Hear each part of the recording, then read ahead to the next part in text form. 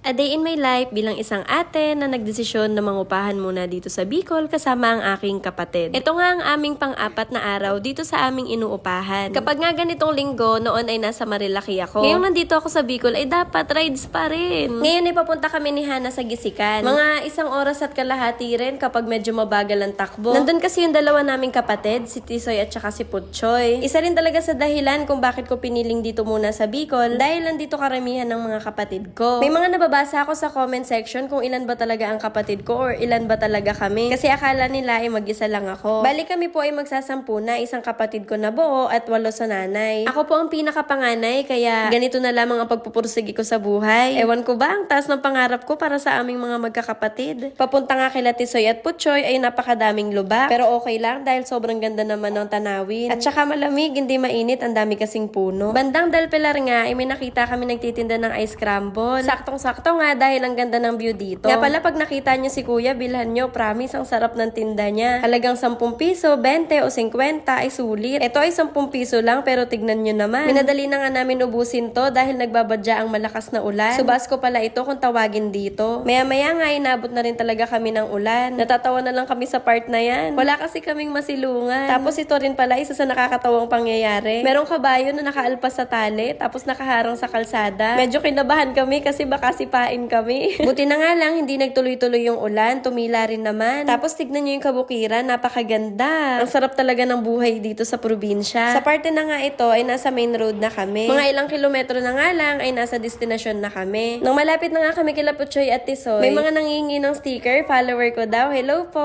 Wala nga kaming dalang ulam. Hindi pa kami nanananghalian. Kaya bumili na lang ako ng itlog. 3 piraso lang yung binili ko. Baka nakakain na rin kasi sila. Mag-aalauna na rin kasi nung time na to. Nadaanan ko nga si Tisoy, wala daw si Putchoy dahil nasa Matake. Sumama sa pagkupra. Pagdating nga namin sa bahay, ay niluto ko na rin yung itlog at kumain na kami. Tama nga na nakakain na sila, kaya kaming dalawa lang ni Hana ang kumain. Pagkatapos, sinugasan ko na yung pinagkainan namin. Aba, syempre, kami na nga ang nakikain, sila pa ang maghuhugas. Huy! Maya-maya nga, inaya ko si Tisoy at si Hana na magpapa-cash out ng GCash. Wala kasi akong kapera-pera na cash. Naubos na sa kakabili namin ng mga pagkain, tsaka mga gamit. Ito pala ang kapatid ko na si Tisoy na napakapogi. Siya ang pangwalo ko na kapatid. Sayang nga, hindi nyo makikita sa video si Putchoy. Pero ayos lang dahil tuwing linggo naman ay gusto ko na pupunta kami dito. Gusto ko kasi at least once a week ay makapag-banding-banding kami. Maganda rin kasi na habang bata pa sila ay alam nila na may mga kapatid sila sa nanay. At ramdam nila na may kapatid talaga sila. Shoutout pala sa may-ari ng motor na to. Nakakatuwa naman, may version 3 siya ng sticker natin. Bago nga kami tuluyang umuwi ay dumaan kami kay Lola Pater. Kapag napapatagal kami dito sa Gisikan ay dito kami natutulog. May kalawakan kasi ang bahay nila at madalas ay solo lang siya dito. 4:00 na nga rin kami nakarating sa Sabang. Pagdating dito ay meriendahan. Ay talagang tataba. Paano ba naman kasi? Kumpleto sa pagkain, umagahan, tanghalian, meriendahan, hapunan. Sinabihan nga ako ni Hana na ate mag-jogging-jogging ka para pumayat ka. Grabe siya, mataba na ba ako guys? Pagkatapos ay pumunta na nga kami ng bayan. Bibili kami ng bigas at saka ulam. Sa bahay na kasi kami magluluto para magamit ang pugon. Bumili na rin pala kami ng ibang gamit na kailangan. Mag-aalas 6 nakarating na kami ng bahay. Alam niyo sa tuwing bumibili kami ng gamit, doon ko nare-realize na hindi pala talaga biro ang pagbubukod lalo na kung simula ka from zero. Pero ang sarap sa puso, parang bawat pagbili mo is achievement. Ito nga ang first time ko na magluto sa pugon. Doon kasi sa Rizal ay dikalan kami. Tinatawanan nga ako ng pinsan ko dahil hindi pa daw ako pwedeng mag-asawa. Pero awa tulong naman ay hindi hilaw. Medyo sunog nga lang. At habang ako nga ay nag-aasikaso ng aming kakainin, si Hana, siya naman ang nagpresenta na maglalaba. Ako na raw bahala sa aming kakainin, siya na raw sa labahin. Sarap sa pakiramdam na may ganitong kapatid, no? Pagkaluto nga ng aming pagkain, ay tinawag ko na rin siya. Sakto, matatapos na rin siya sa paglalaba. Ang niluto ko palang ulam ay adobong manok. 9 out of 10 daw ang ratings ni Hana. Ang sarap daw ng timpla ko. Kaso iniintay ko yung sasabihin niya na pwede na akong mag-asawa. Hindi niya sinabi. Ayaw talaga akong pag-asawahin ng kapatid ko. Sinasabi ko nga na, sino mag-aalaga sa akin pagtanda ko? Magkakaroon ko yun ng sarili niyong buhay. Sasabihin niya, ako. Nagtatawanan na lang kami pero hindi naman natin alam yung nilalaman ng bukas, di ba? Kung ang kalooban ay hindi ako makapag-asawa, masaya ako dahil kung yun ang kalooban ng Diyos. Pero kung kalooban naman ay magkaroon, sinasabi ko naman sa kanila na hindi ko naman sila pababayaang mga kapatid ko. So far, productive naman ang buong araw. Ayun lang. So, paano? Bukas ulit. Thank you for watching. Jane!